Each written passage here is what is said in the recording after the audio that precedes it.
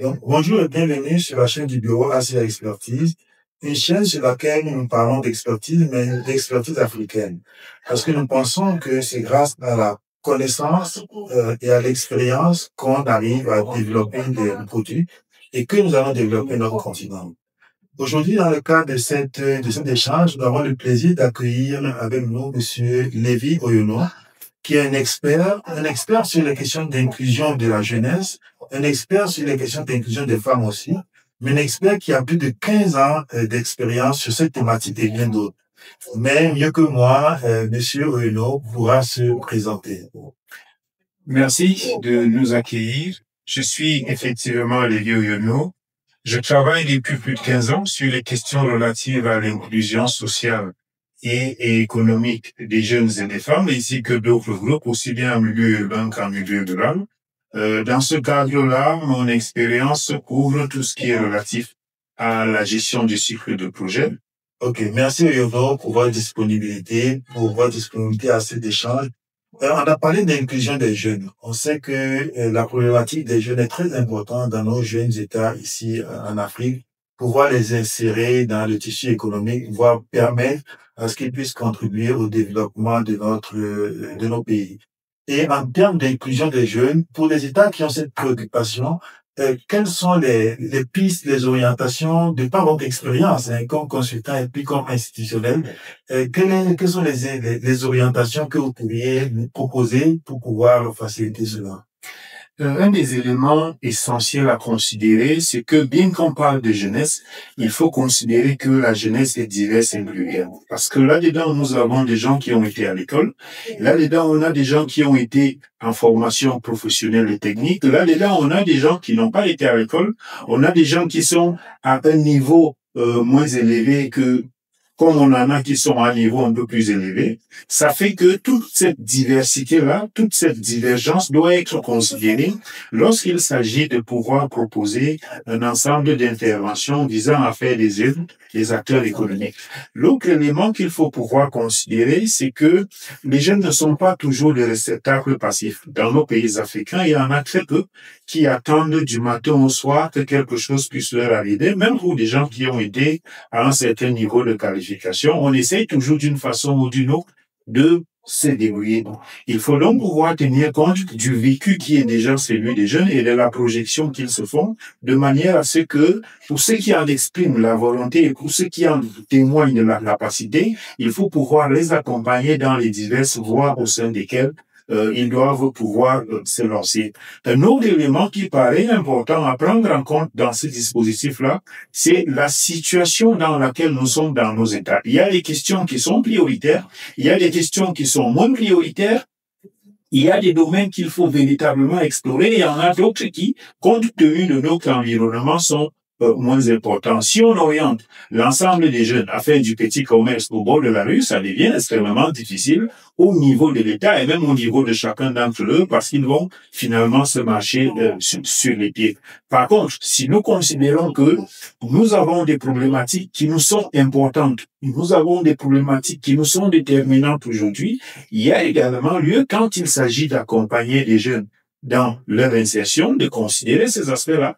Tout ce qui est relatif aujourd'hui au changement climatique, à la durabilité, à la préservation de l'environnement ou à la protection de la biodiversité, ce sont par exemple des questions essentielles qu'il faut pouvoir intégrer, quel que soit le niveau d'activité dans lequel quelqu'un entend pouvoir se mettre. Donc tous ces éléments-là sont des éléments qu'il faut pouvoir considérer en se disant que c'est important de faire X ou Y, mais c'est encore important de savoir comment on le fait pour que les jeunes puissent être non seulement des acteurs qu'on va considérer, mais qu'ils soient également les bénéficiaires d'un certain nombre de dispositifs de l'action publique.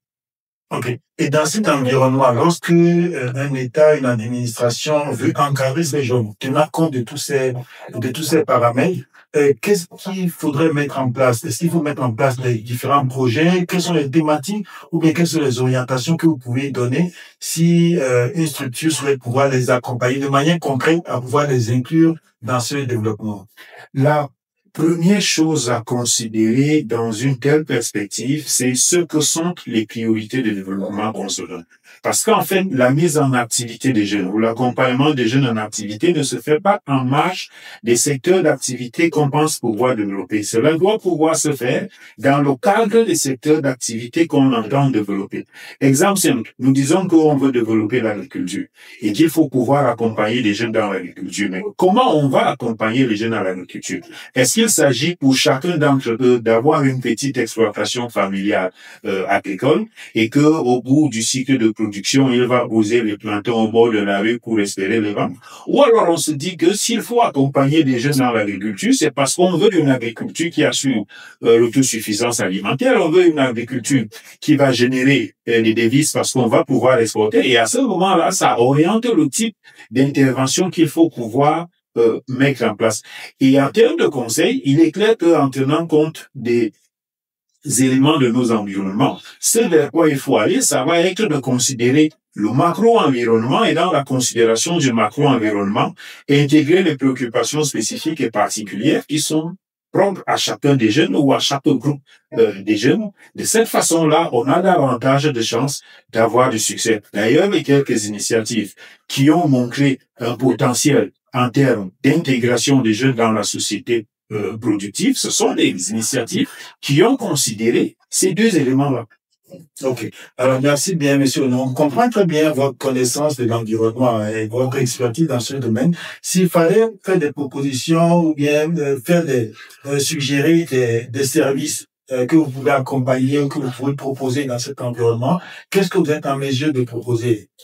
En termes de proposition, le premier élément qui apparaît, c'est une analyse beaucoup plus fine des environnements, de manière à voir à la fois le profil social, le profil économique et le profil de la cible qui est visée. Parce que nous pensons, très souvent, on a vu des initiatives, on pense que dès qu'il s'agit des jeunes, il faut prendre tous les jeunes, il faut pouvoir faire un ciblage là-dedans, de manière à ce que l'action projetée puisse être davantage pertinent. Donc, en termes d'analyse, on a un certain nombre d'outils de démarche qu'on peut effectivement mettre à disposition.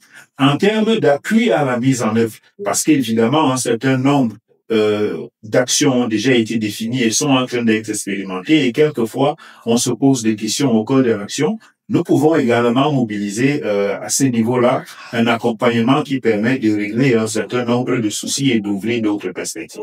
Bien évidemment, sur les questions de suivi externe et les questions d'évaluation externe, nous sommes également disposés à pouvoir interroger les différentes actions, les différentes interventions, les politiques, les programmes qui sont menés de manière à en ressortir les résultats, les contraintes, les limites, ainsi que les possibilités d'amélioration en fonction des préoccupations qui sont celles des opérateurs ou celles des bailleurs. Ok, merci infiniment pour votre disponibilité. Merci pour la qualité de l'échange que nous avons eu.